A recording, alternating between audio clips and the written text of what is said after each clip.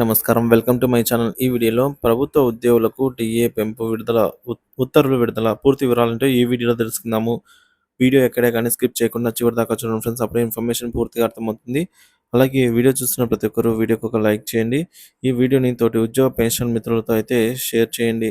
కొత్తగా మన ఛానల్ చూస్తున్న వారు ఇంకా సబ్స్క్రైబ్ చేసుకున్నట్లయితే దయచేసి మన ఛానల్ అయితే సబ్స్క్రైబ్ చేసుకోండి. దీని ద్వారా నేను చేసే లేటెస్ట్ వీడియోస్ అన్నీ మీ వరకు రీచ్ అవుతాయి. ఆలస్యం చేయకుండా వీడియోలోకి అయితే వెళ్ళిపోదాము. ఫ్రెండ్స్ ఇక విషయానికి వచ్చినట్లయితే సెంట్రల్ గవర్నమెంట్ ఉద్యోగులకు గుడ్ న్యూస్ చెప్పనుందండి మోదీ ప్రభుత్వము.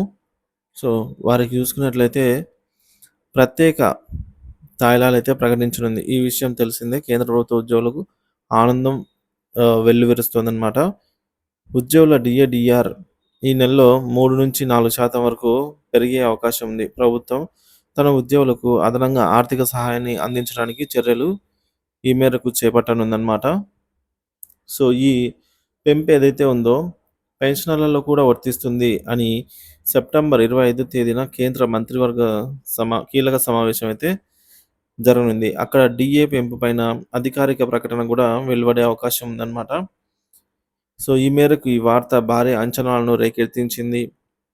ఇంకా కొన్ని రోజులు మిగిలి ఉండడంతో సెంట్రల్ గవర్నమెంట్ ఉద్యోగులంతా కూడా ఆసక్తికరంగా ఎదురు చూస్తూ ఉన్న వేళ కేంద్ర ప్రభుత్వం ఉద్యోగులకు డిఏ 50% ప్రస్తుతం ఉంది. ఈ ఏడాది జనవరి 4% పెంపుతో 50% వచ్చిందనమాట.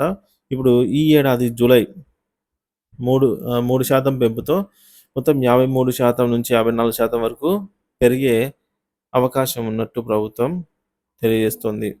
ఇక ఉద్యోగులకు డిఎన్ఎస్ అలవెన్స్, డిఏడిఆర్ సంవత్సరానికి 2 సార్లు అయితే సవరిస్తుంటుంది.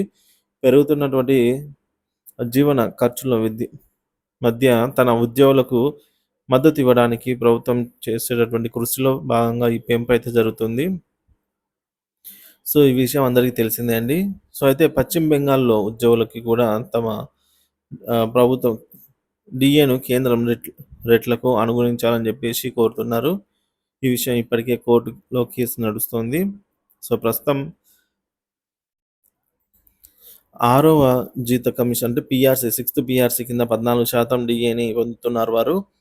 సుప్రీంకోర్టులో పెండింగ్లో ఉంది ఈ మేరకు ప్రతిపాదన అనమాట. కేంద్ర ప్రభుత్వం ఈ నెలలో తమ ఉద్యోగులకు డిఎన్ఎస్ అలవెన్స్ మళ్ళీ పెంచనుంది. దీంతో ఈ ఏడాదితో పాటు మోదీ ప్రభుత్వం హెచ్ఆర్ఏ అంటే హౌస్ రెంటల్ అలవెన్స్ కూడా కొత్త వేతన సంఘం ఏర్పాటు, సీనియర్ సిటిజన్లకి రైలు ఛార్జీల్లో రాయితీ ఇవ్వడం లాంటి అంశాలను కూడా పరిశీలిస్తోంది. దీంతో ఉద్యోగుల్లో ఆనందం వెల్లివిరుస్తుంది.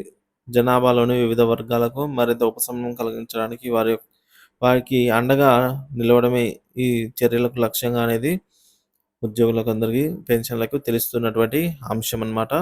సో త్వరలోనే ఈ డిఏ పెంపు అనేది ఉత్తర్వులు విడుదల కానున్నాయి ఫ్రెండ్స్.